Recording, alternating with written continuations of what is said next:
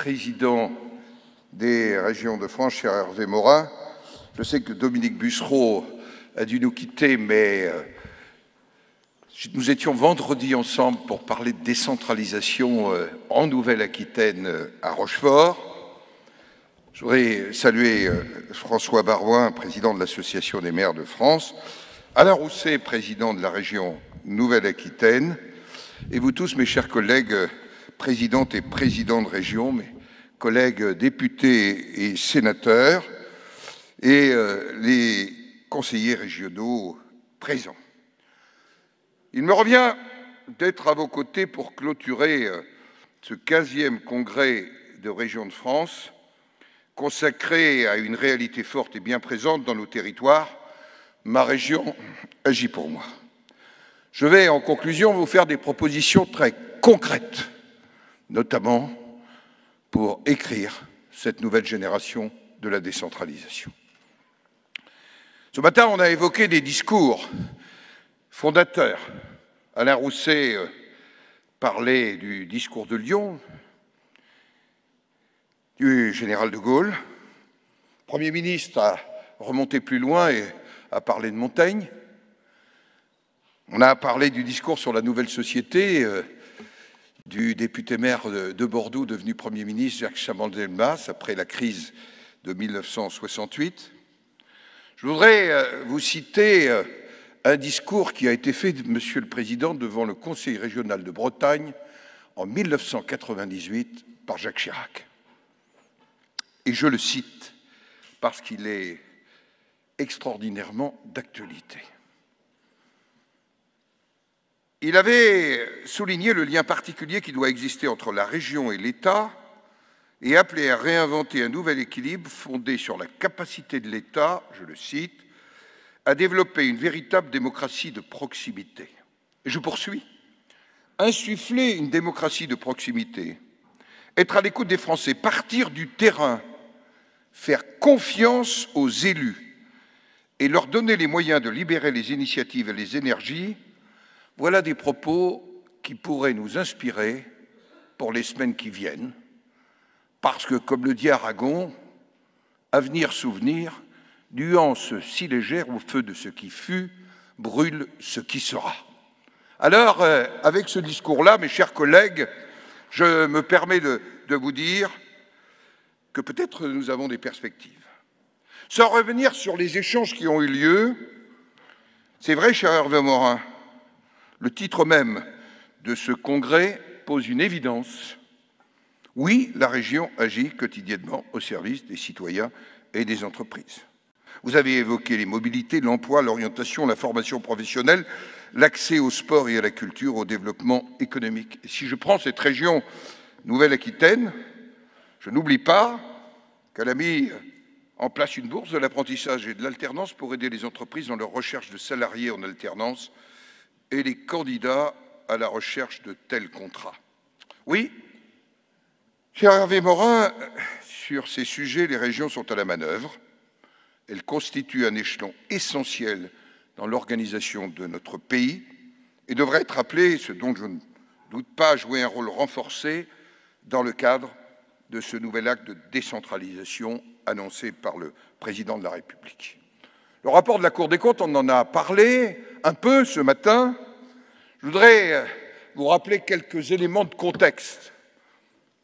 Si, dans son dernier rapport, la Cour des comptes a regretté que la création des nouvelles régions avec des périmètres élargis et l'extension de leurs compétences en matière de développement économique et de transport n'ait pas apporté jusqu'à présent tous les bénéfices attendus, comment ne pas vous rappeler, moi qui étais déjà président du Sénat, les conditions acrobatiques et improvisées dans lesquelles les nouvelles régions ont été créées. Les lois, NOTRe et MAPTAM, ont provoqué un bouleversement majeur dans notre organisation territoriale, que les régions et d'autres collectivités d'ailleurs, départements, communes interco, devaient absorber, gérer dans des délais très contraints. Je m'en étais alors ouvert au président François Hollande, en regrettant que cette fusion ait été réalisée dans une forme d'improvisation, avec une spécialité bien française qui se poursuit toujours, aucune étude d'impact. Et nous ne pouvons pas aller vers une nouvelle étape, une nouvelle génération de la décentralisation sans étude d'impact sérieuse. J'entendais le secrétaire d'État de la Sarre tout à l'heure, mais il est impensable de présenter au Bundestag et au Bundesrat un texte sans étude d'impact préalable. Voilà pourquoi j'ai pris la décision l'an dernier avec le bureau du Sénat, une décision collective prise à l'unanimité, de nous donner les moyens, si l'État ne le fait pas, de faire ces études d'impact. Pourtant, vous les régions, vous avez relevé le défi qui aurait pu en douter. D'ailleurs, les magistrats de la Cour et des chambres régionales attestent même que les régions ont réussi cette transformation d'une ampleur colossale dans le délai prévu, tout en assurant la continuité des missions de services publics qui sont les leurs. Et c'est bien là essentiel. Je prends par exemple les transports. J'aurais simplement, pour que dans nos mémoires, ça soit présent, ce que disait le président de la commission spéciale sur la délimitation des régions, Jean-Jacques Hyest, et je cite, « Pour justifier les fusions, on nous a annoncé 10 milliards d'économies, mais il n'y a eu aucune vraie évaluation à court et moyen terme. » Fin de citation. 2018 fut une année horribilis pour la relation exécutif-collectivité territoriale. Nous étions le 26 septembre à Marseille, au Congrès des régions, à l'invitation de Renaud Muselier, et les trois présidents se sont retrouvés pour défendre les libertés locales, se faire les porte-voix, tout simplement de ce fossé grandissant entre l'exécutif et l'ensemble des collectivités territoriales. Nous étions à vos côtés, cher Hervé Morin. Cette initiative Territoire Unis, au fond, a dit oui à une certaine idée de la décentralisation, une certaine idée des rapports entre l'État et les territoires, une certaine idée de la République, et Hervé, vous l'avez rappelé ce matin dans vos propos, nous étions rassemblés aussi pour dire que la recentralisation, qui n'avait pas commencé au printemps 2017, ne pouvait pas se poursuivre.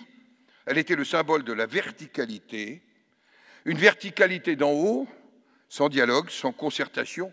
Et nous avons quelques exemples, mais je ne reviendrai pas sur ces exemples vécus. Le plus beau des exemples s'appelle le bouleversement de l'APL à 5 €. Avoir tout bouleversé et avoir une future crise du logement, si nous ne faisons pas, j'allais dire, un retour en arrière, tout ça pour 5 €, comme j'avais dit un jour au Premier ministre, quand on braconne, il faut faire pour gros, mais pas pour 5 €. Alors, mes chers amis, votre démarche, notre démarche, avait quelque chose de prémonitoire, puisque quelques semaines plus tard, une crise sociétale a éclaté et secoué notre pays en profondeur, en contestant des principes de gouvernance qui pourtant semblaient naturels et bien établis. Cette révolte des ronds-points a révélé d'éloignement du pouvoir vis-à-vis des réalités du terrain et des citoyens. Et quelque part, en contrepoint, elle a souligné un désir, une attente de proximité et de solidarité, tant de le rapport aux décideurs publics que pour la présence des services de l'État et des services publics dans les territoires. Et voici maintenant des territoires, la décentralisation revenue sur l'avant-scène. Je m'en réjouis, c'est donc la saison 2. Mais alors, je vous propose d'écrire le scénario ensemble, et pas d'attendre que le scénario soit simplement fabriqué ailleurs, sous une formule 3D ou autre. Les mois qui viennent vont être porteurs d'une actualité législative dense pour les territoires. La semaine prochaine, le Sénat va engager, puisque la Constitution, nous n'oublions pas que nous sommes les représentants des collectivités territoriales, toutes les collectivités territoriales de métropole, je salue nos amis de l'Outre-mer, je salue nos amis de la collectivité de Corse, toutes les collectivités. Oui, nous allons engager la discussion du projet de loi Engagement et proximité qui traite notamment sur un scénario original écrit par le Sénat et voté de manière transpartisane en juin 2018 de la place et des compétences du bloc communal, des communes au sein de l'intercommunalité, ainsi que des conditions d'exercice des mandats municipaux. Je ne doute pas qu'il y aura des propositions, notamment pour approfondir les assouplissements en matière de compétences et de périmètres intercommunaux, avec un souci de simplification et de clarté, sans pour autant porter atteinte au principe de mutualisation et au principe coopératif qui marque la création de l'intercommunalité. Je rappelle toujours que j'ai voté, j'étais dans l'opposition, pourtant, le texte de Chevènement en 1999. Le projet de loi de finances pour 2020, qui a été présenté vendredi, et dont vous avez parlé, François Baroin et Hervé Morin, comportera une réforme de la fiscalité locale qui ne sera pas sans conséquence sur l'autonomie financière et fiscale des collectivités, et notamment sur les départements. Notre responsabilité de parlementaire va être d'analyser dans le détail ces dispositions. J'ai bien vu que le Premier ministre avait quelques interrogations sur un certain nombre d'éléments, mais là aussi, il faut savoir que le passage du foncier bâti au bloc communal plus une part de TVA n'est toujours pas simulé collectivité par collectivité et peut conduire à un bouleversement des péréquations et d'un certain nombre de dotations, au point que M. Klopfer a parlé de tsunami fiscal envisageable dès 2020. Je le dis clairement, je le redis à cette tribune, le Premier ministre n'est plus là, mais il connaît ma position. Si nous n'avons pas les simulations dans chacun des territoires, dans chacune des communes, je n'ouvrirai pas la séance. Et ça, c'est un pouvoir absolu. Je n'ouvrirai pas, c'est-à-dire je l'ouvrirai, je la fermerai successivement, parce que nous ne pouvons pas recommencer. Et je le dis alors en le prenant sur moi, ce que nous avons parfois fait dans la réforme de la taxe professionnelle, où nous avons été obligés d'inventer ensuite des cordes de rappel successives. C'est, me semble-t-il, quelque chose d'important et de très concret. Dans cet examen, nous garderons à l'esprit aussi que sans maîtrise des ressources financières, les libertés locales ne peuvent s'exercer pleinement. Reportez-vous au discours de 98 devant le Conseil régional de Bretagne. Vous verrez alors ce que dit Jacques Chirac. Si l'engagement du président Macron est tenu, le Parlement sera amené à discuter le printemps prochain, je pense à la fin du premier semestre, le Premier ministre l'a confirmé ce matin, d'un texte portant une nouvelle étape de décentralisation. Et donc, il faut qu'on en soit les acteurs.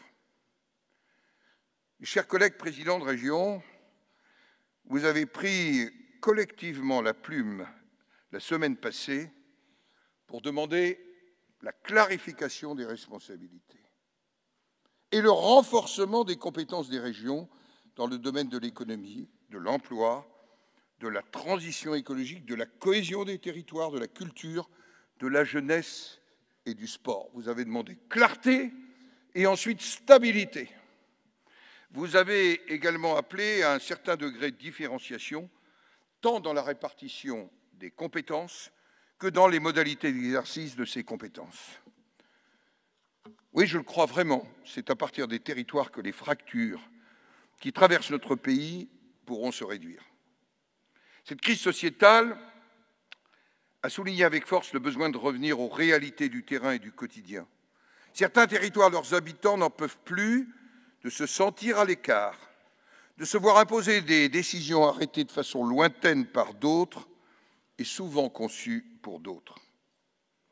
Dans cette société devenue plus complexe, d'ailleurs différente de la société de 1998, différente de la société de 1969, je crois que le pouvoir ne peut plus s'organiser ni s'exercer de manière hyper centralisée et indifférenciée. Ma conviction est que la méthode verticale ne fonctionne plus. Le quotidien des Français ne se règle pas totalement à Paris ou dans les ministères ou dans les grandes agences. Il faut donc inverser cette verticalité et entrer dans une nouvelle logique pour redonner à notre pays la force et la cohésion qui lui manquent. Nous devons puiser dans la force des territoires, en redonnant au local la liberté de concevoir, d'adapter et d'entreprendre. En un mot, faire vivre pleinement et concrètement la République décentralisée dont le principe est inscrit à l'article 1er de notre Constitution. Après 36 ans de mise en œuvre de la décentralisation, je crois, cher Hervé Morin, qu'une nouvelle génération de décentralisation s'impose. J'ai même entendu Dominique Bussereau parler de révolution, ce qui, chez lui, violemment modéré, est un terme qui nous amène à réfléchir collectivement. Oui, c'est à mes yeux, je vous le dis, et je ne nie nullement, j'allais dire, les valeurs politiques de référence qui sont les miennes, la seule perspective qui permet de recoudre ces fractures.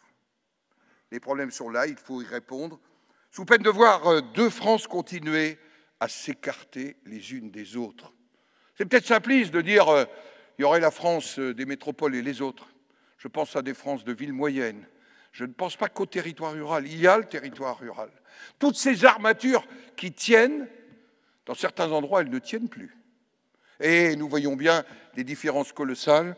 Pour avoir visité 65 départements en 20 mois, j'ai ressenti à la fois ces éléments de fracture, et j'en profite pour vous le dire, une montée de la paupérisation qui me frappe beaucoup dans certains territoires. Paupérisation qui n'est d'ailleurs pas que financière, mais le sentiment pour beaucoup de nos concitoyens de ne plus compter, que leur parole n'a plus aucune importance puisqu'on décide à leur place et qu'on décide pour eux. Voilà pourquoi je crois qu'après cette crise sociétale, nous n'échapperons pas à la réflexion sur quelle société nous voulons demain. Et je pense plus que jamais, dépassant les mots de l'histoire, qu'une société de participation, qui n'est pas que financière, est une voie essentielle. Cette nouvelle étape de décentralisation, le Premier ministre l'a évoqué, doit s'accompagner d'une nouvelle étape de déconcentration de l'État. En fait, l'État central doit faire confiance à l'État local. En particulier, les préfets et les services déconcentrés doivent retrouver la plénitude de leurs moyens. Et j'entendais le Premier ministre parler de ce contrat particulier entre la Bretagne et l'État. Encore faut-il que les agences en haut ne court-circuitent pas le préfet de région et les préfets des départements, y compris sur la question du logement, au nom d'agences dont les directions sont innommées, mais qui ne sont pas inanimées quand il s'agit de bloquer les préfets d'une coopération entre les collectivités territoriales et l'État territorial. C'est ça la vérité. Quand on parle de prêt à taux zéro uniquement dans 2 villes en Ille-et-Vilaine et qu'on oublie toutes ces villes intermédiaires et d'armature, au fond, quelque part, c'est ne pas faire confiance ni à l'État territorial, ni aux élus qui incarnent sur le territoire. L'État doit plus que jamais appuyer les collectivités territoriales dans une organisation décentralisée de la République. Une nouvelle génération de la décentralisation, c'est d'abord une approche renouvelée des relations entre l'exécutif et nos collectivités. Confiance, respect, reconnaissance des élus. C'était un doyen de fac de droit à Toulouse, Maurice Oriou, formé à Bordeaux, qui disait « Une décentralisation conçue comme une manière d'être de l'État, en fait, ça n'est pas une décentralisation. » Le gouvernement dit qu'il a compris, je le crois. Alors il faut des actes. Et je reprends quelques mots de votre tribune, mesdames et messieurs les présidents de région. Vous écriviez mercredi dernier, la confiance ne se décrète pas, elle ne s'achète pas dans les discours, elle se gagne par des actions concrètes et des gestes forts. Cette nouvelle génération de décentralisation, c'est plus de liberté et de responsabilité locale. La force de la France est dans la diversité de ses territoires. C'est le général de Gaulle qui disait « La France, c'est tout à la fois, c'est tous les Français ». Il est donc grand temps de faire confiance aux élus, de leur confier plus de liberté. Ne rien imposer, ouvrir des possibilités simplement à ceux qui souhaitent s'en saisir, permettre de répondre de manière différente à des situations différentes, consentir à des modes d'organisation divers, plus adaptés, donc plus efficaces. Voilà, me semble-t-il, les clés pour ouvrir une décentralisation qui soit réussie. On a évoqué les normes, on l'a évoqué lors de la table ronde. C'est un changement profond culturel. Un changement profond culturel. Il faudra donc laisser à ceux qui le souhaitent un pouvoir d'adaptation aux réalités locales. Une norme uniforme ne peut encadrer, contrôler ni régenter tout dans la diversité. L'outre-mer en sait particulièrement quelque chose. Quand on fait le catalogue des normes applicables à un certain nombre de territoires, on sourit parfois en se disant qu'on se donne bonne conscience, mais qu'en fait on devrait avoir mauvaise conscience dans cette application-là. Plus de liberté en matière de répartition des compétences pour appliquer pleinement le principe de subsidiarité qui doit être revu. Il faut que nous remplacions la subsidiarité descendante par la subsidiarité ascendante. Examiner d'abord quelles sont les missions qui doivent être exercées au niveau local et par quelles collectivités qui sont exercées mieux, puis définir les missions qui ne peuvent être exercées que par l'État et non pas l'inverse.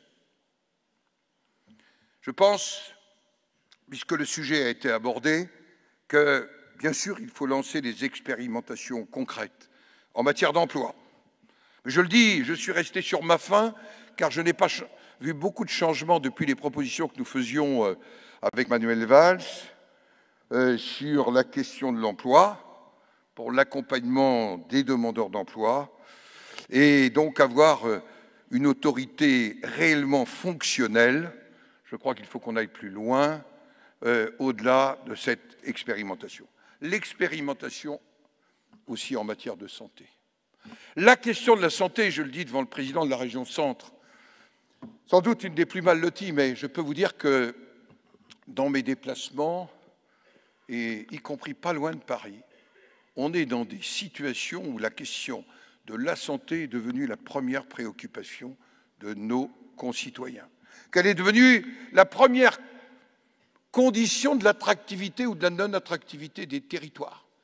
Et j'ai ma part de responsabilité puisque j'étais président de la Fédération hospitalière de France quand nous avons mis en place les agences et que j'avais prôné les agences.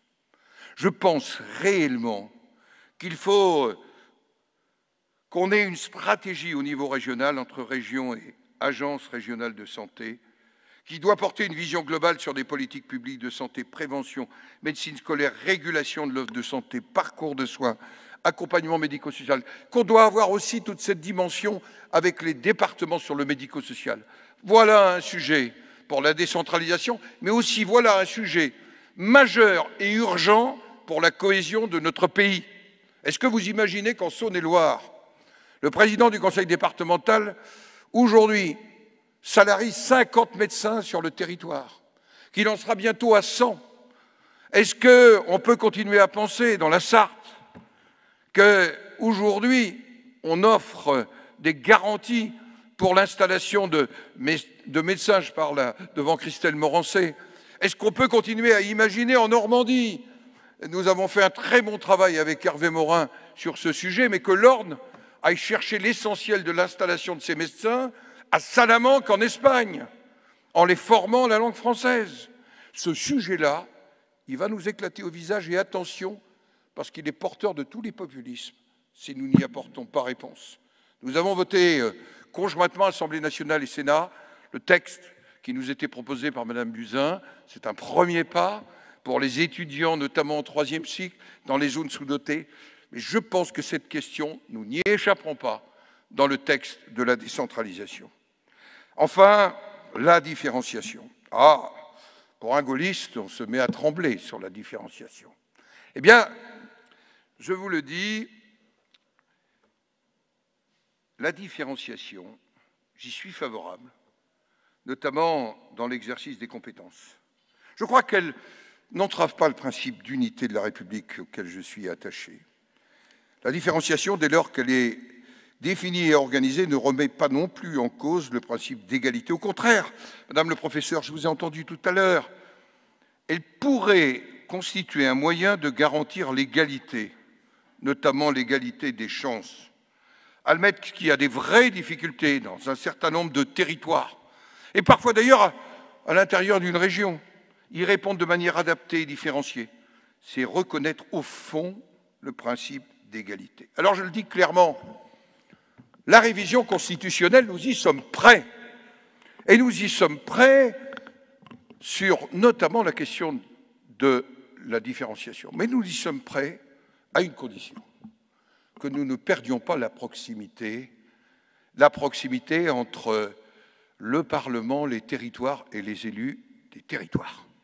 Et on ne fera pas croire que cette question de la proximité passe par une diminution d'un certain nombre d'élus qui ferait que 20 collectivités territoriales et départements, au maximum, n'auront qu'un seul élu, député et sénateur.